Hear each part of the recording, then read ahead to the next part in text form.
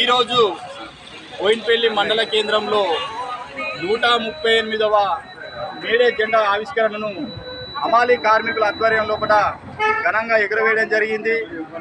మరి మేడే ముఖ్య ఉద్దేశం ఏమిటంటే 1886 అమెరికా దేశం చికాగో నగరంలో ఏ మార్కెట్లో అప్పుడు కార్మికులు శ్రమ దోపిడీకి గురవుతున్నారని చెప్పి, కార్మికుల కనీస హక్కులు కోల్పోతున్నారని చెప్పి పెద్ద ఎత్తున అక్కడ ఉన్న బ్రిటిష్ వారితో వీరోచితంగా పోరాటం చేసిన సందర్భంలో యాజమానులకు తొత్తులుగా మారి పోలీసు వాళ్ళు ఓర్వలేక కార్మికుల పట్ల విపరీత ధోరణిలో కాల్పులు జరపడం వల్ల అక్కడ ఉన్న కార్మికులు దాదాపు 8 మంది కార్మికులు కాల్పుల్లో మరణించడం జరిగింది.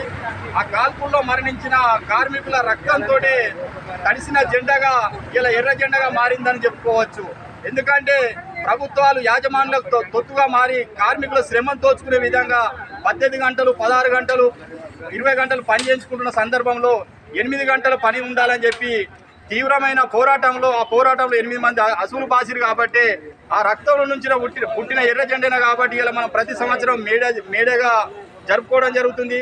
ప్రపంచ కార్మికులారా ఏకం కండి అనే నినాదంతో ప్రతి సంవత్సరం మనం పెద్ద ఎత్తున ఇక్కడ జిల్లా వారీగా, రాష్ట్రం వారీగా, దేశం వారీగా, ప్రపంచం వారీగా మనం ఈ మేడే కార్యక్రమాన్ని జరుపుకోవడం జరుగుతుంది. ఎందుకంటే కార్మికులంతా ఏకంగా ఉంటేనే ఏదైనా సాధించుకోవచ్చు అనేది చెప్పి కార్మిక లోకం అర్థం చేసుకోవాలి. ఎందుకంటే కార్మికుల హక్కులు నెరవేరాలన్నా, కార్మికుల జీవితాలలో వెలుగులు రావాలన్నా, రేపటి రోజున కార్మికుల రాజ్యం, కర్షకుల రాజ్యం, కూలీ రాజ్యం వస్తేనే బతుకులు మారుతాయి తప్ప ఈ బూర్జో వ్యవస్థలో, ఈ బూర్జో ప్రభుత్వాలలో కూడా కార్మికుల బతుకులు మారవని చెప్పి గత 70 సంవత్సరాల నుంచి మనం చూస్తున్నాం. కాబట్టి దానికి ఇదే ఉదాహరణ. కాబట్టి కార్మికులంతా ఏకమై కార్మిక రాజ్యం తెచ్చుకుంటేనే ఆ కార్మిక రాజ్యంలో మన బతుకులు మారుతాయి తప్ప కానీ ఏ పార్టీ వచ్చినా, రేపటి రోజున ఏ పార్టీ వచ్చినా మన బతుకులు ఎక్కడేసినా గొంగడు అక్కడే ఉంటాయి. కాబట్టి ప్రపంచ కార్మికులారా ఏకం కండి అనే సిద్ధాంతం ఏదైతే ఉందో దానికి అనుగుణంగా వర్గ భేదం, మతం అనేది లేకుండా కార్మికులంతా ఒక్క తాటి మీద ఉంటేనే రాబోయే రోజుల్లో ప్రభుత్వాలతోటి మన పెద్ద ఎత్తున మన సమస్యలు ఎదుర్కొనడానికి అవకాశం ఉంటుంది. కాబట్టి కార్మికుల లోపల చిచ్చు పెట్టే విధంగా బూర్జో రాజకీయ నాయకులు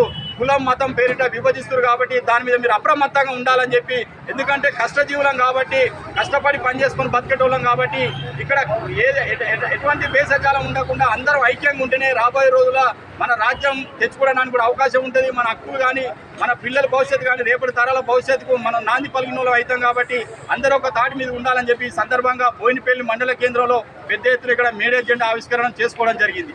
జిందాబాద్ సిఐటియు, జిందాబాద్ జిందాబాద్, జిందాబాద్ సిఐటియు, జిందాబాద్ జిందాబాద్. వర్ధిల్లాలి అన్ని రంగాల కార్మికుల ఐక్యత, వర్ధిల్లాలి వర్ధిల్లాలి, వర్ధిల్లాలి అన్ని రంగాల కార్మికుల ఐక్యత, వర్ధిల్లాలి వర్ధిల్లాలి. జిందాబాద్ సిఐటియు, జిందాబాద్ జిందాబాద్.